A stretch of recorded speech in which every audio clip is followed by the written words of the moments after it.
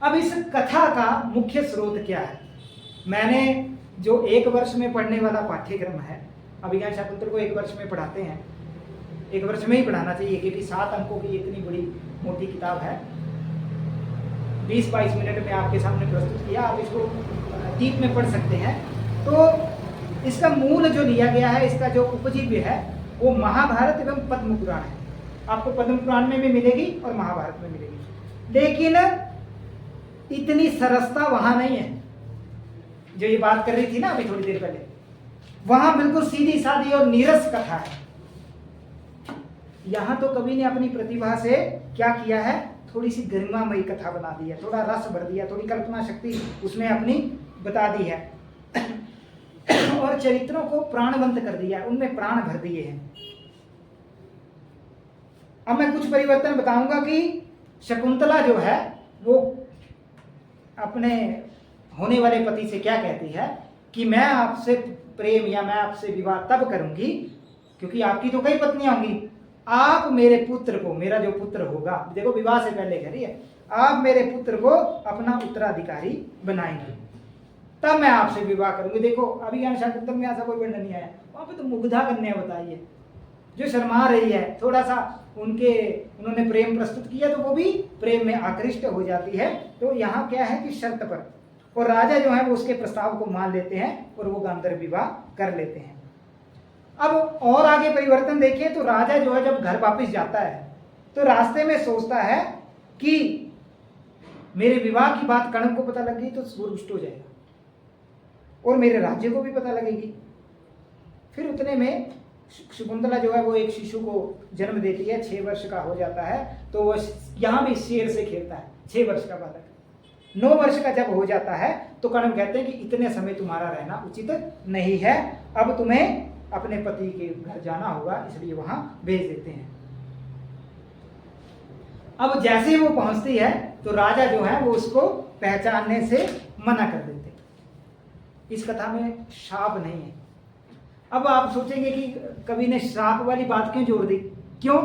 क्योंकि यदि आपको ये बता देते कि राजा ने प्रेम किया, विवाह किया और बाद में मुकर गया, तो आपके मन में राजा के प्रति क्या भावना नहीं थी कि इसका चरित्र अच्छा नहीं है, ये अच्छा आदमी नहीं है। तो कवि ने राजा की छवि को अच्छा बनाने के लिए क्या कर दिया, एक दुर्वासा शाप जोड़ दिया कि वो बेचारा तो अच्छा आदमी था, लेकिन वो शाप के कारण उसकी मति जो थी वो भ्रमित हो गई थी और नहीं पहचान पाया। लेकिन यहाँ पे मूल कथा में क्या है कि वो सर्वदमन, क्योंकि वो पुत्र को, अब परिवर्तन देखिए, अभिज्ञान शाकुंतल में जब शकुंतला जाती है तो वो गर्भ से थी, बच्चा पेट में था, लेकिन यहाँ तो बच्चा 9 साल का हो गया, तो ना पुत्र को पहचानते हैं ना वो अपनी पत्नी को, और वो फिर वो अपने राजा, अपने मंत्रियों से उसकी राय लेते हैं कि क्या किया जाए, और वो सारा वृत्तांत जानता था। यहाँ पे राजा जो था वो सारी बात जानता था, लेकिन वो उसे स्वीकार नहीं करता है क्योंकि उसे लगता है कि लोग मुझ पर शंका करेंगे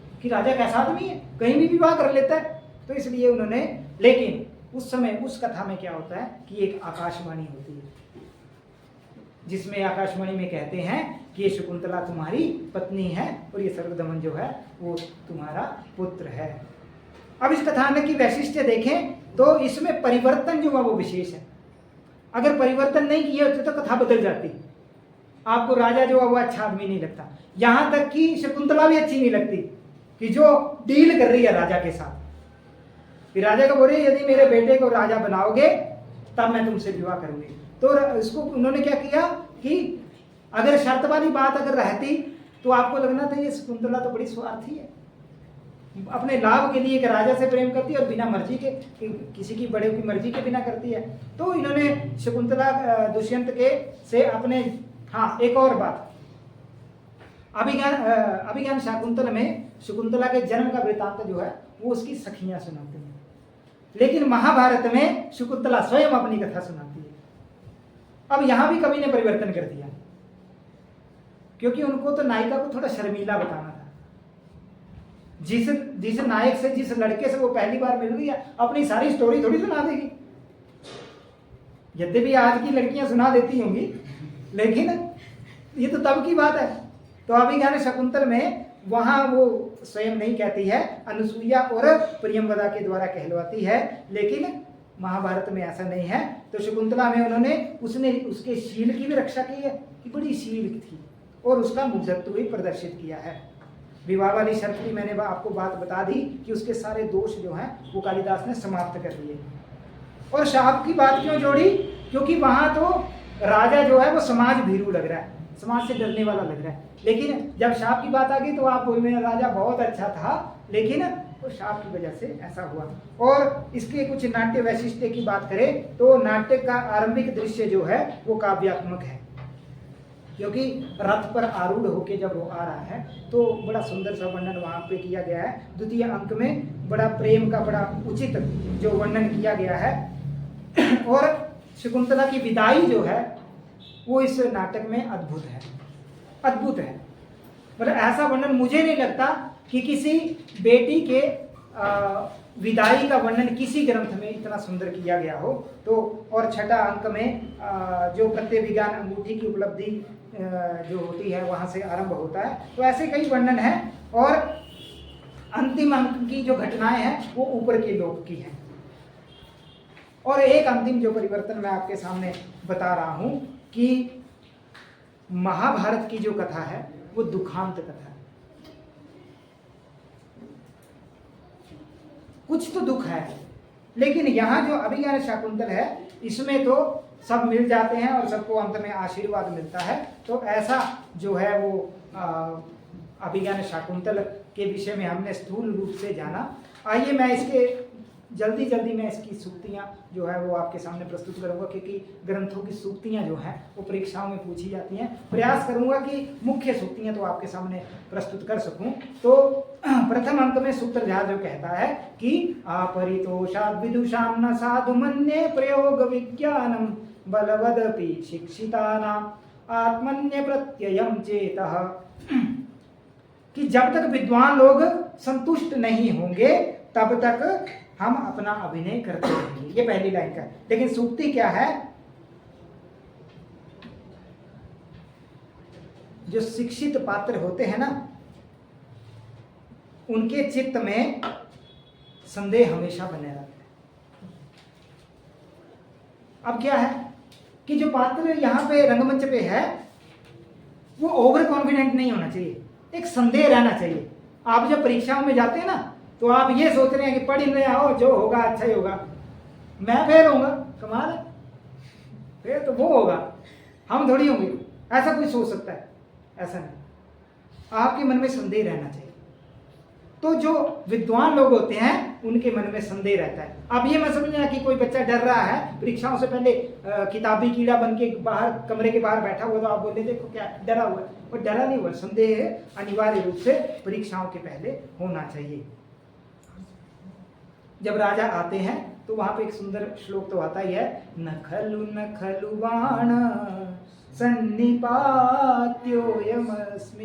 पूरा श्लोक नहीं बोलूंगा कि हे राजा, ये प्यारे प्यारे जो यहाँ के वन्य जीव हैं उन पर आप बाण न चलाइए, आपके बाण के योग्य नहीं है। वहीं पे अगले अग्रिम श्लोक में कहते हैं, आर्तत्राणाय वह शस्त्रम ना प्रहर्तुम मनागसी। आपके शस्त्र तो दुखी लोगों के रक्षा के लिए हैं, आप इन शस्त्रों का प्रयोग यहां पर मत करिए। ये कौन कह रहे हैं? जो वहां के मुनि हैं और राजा को कह रहे हैं। अब क्या होता है कि कुछ शकुन होने लगते हैं। राजा जैसे ही ना वहां मुनि क्षेत्र में पहुंचते हैं, वहां वन क्षेत्र में पहुंचते हैं, तो उनकी एक बाजू फड़कने लगती है। अब शकुन शास्त्र में बोला कि वो जब बाजू फड़कती है तो वो कुछ विवाह के लक्षण बनाती है। अब राजा सोचें, शांतम इदम आश्रम पदम, यह आश्रम पद कितना शांत है, स्फुरति च बाहु कृतम फलमिहास्य। ये मेरे बाहु का स्फुरन जो रहा है, ये बाहु जो मेरी फड़क रही है, ये कैसे हो सकता है यहाँ पे? एक और ये इसका फल जो है, जो इसका फल है वो यहाँ हो ही नहीं सकता है, आश्रम में थोड़ी विवाह होगा। पर अगली लाइन बड़ी अच्छी बोलते हैं, भवि तव्या अथवा भवितव्यतानां द्वाराणि सर्वत्र। सावधानी हटी दुर्घटना घटी। कि मेरा वाला तो बड़ा शरीफ है, ऐसा चिंतन कभी नहीं होना चाहिए, हर समय अलर्ट। अब इसको ये भी अलर्ट हो रहे हैं कि भवितव्यतानां द्वाराणि सर्वत्र, कहीं भी कुछ भी हो सकता है मेरा यहाँ विवाह हो जाए।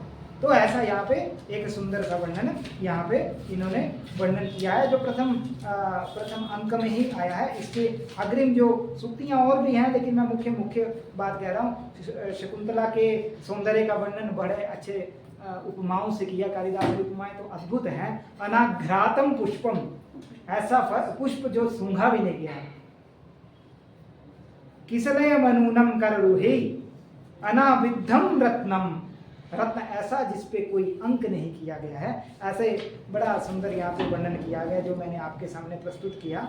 इसके अतिरिक्त जो अग्रिम सूक्ति है, श्रिया दुरापह कथमीप्सितो भवेत्।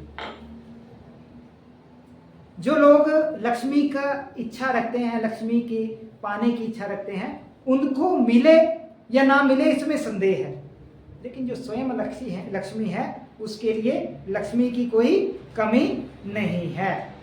तो इस तरह से ऐसे कई वर्णन जो है इसमें बताया गया है कि अनिर्वण्यम परकलत्रम, दूसरे की पत्नी को देखना नहीं चाहिए। ये कहाँ वर्णन आया? अगर ऐसा सब मान लें तो कितना राम राज्य हो जाएगा। जब वो शकुंतला जो है वो वहां आती है तो राजा के मन में कुछ तो संदेह हो जाता है, कुछ तो आकर्षण हो जाता है कि बेचारी कितनी सुंदर कन्या है और इसके पति ने इसको छोड़ दिया। अब ये मन में कुछ तो भाव आ रहा है ना। अगली पंक्ति में कहता है कि नहीं, शास्त्र कहते हैं दूसरे की पत्नी को देखना नहीं चाहिए। तो राजा कितना अच्छा बनाया यहाँ पे कालिदास ने। अब एक और श्लोक बड़ा अच्छा है जो परीक्षा में पूछा जाता है। अर्थो हि कन्या परकीय एव तामद्य संप्रेष्य परिगृहीतो जातो ममाय विशद प्रकामं प्रत्यल्पितन्यास इवान्तरात्मा। अर्थो हि कन्या परकीय एव। कई वर्षों से बेटियां एक शिकायत करती हैं कि अगर मुझे भेजना ही था तो इतने वर्ष क्यों था। तो उसका जवाब जो है कर्ण बड़ा मार्मिकता से दे रहे हैं कि अर्थो ही कन्या परकीय एव। ये कन्या रूपी धन जो है, कन्या रूपी अर्थ जो है, ये दूसरे का है। आज मैं उसे जिसका है उसको दे रहा हूं और ऐसा लग रहा है, मेरी आत्मा को ऐसा अनुभव हो रहा है कि प्रत्यर्पित न्यास होती है कि किसी की आप सिक्योरिटी रख लें। जैसे मान लिया मैंने 1 लाख रुपया सिमरन को दे दिया, सिमरन इसको संभालो। अब जब तक स्वप्नवासोत्तम में आया दुखम न्यासस्य रक्षणम, जब तक इसके पास 1 लाख रहेगा इसकी नींद हराम और मेरी नींद अच्छी हो जाएगी, क्योंकि मेरे हाथ से तो चला गया। जिस दिन ये वापिस करेगी उस दिन शांति। तो प्रत्यर्पित न्यास इवांतरात्मा, तो ऐसा यहाँ पे वर्णन आया है अभिज्ञान शाकुंतल के विषय में। तो इस तरह से मैंने आपके सामने जो है वो कालिदास और अभिज्ञान शाकुंतल को प्रस्तुत किया।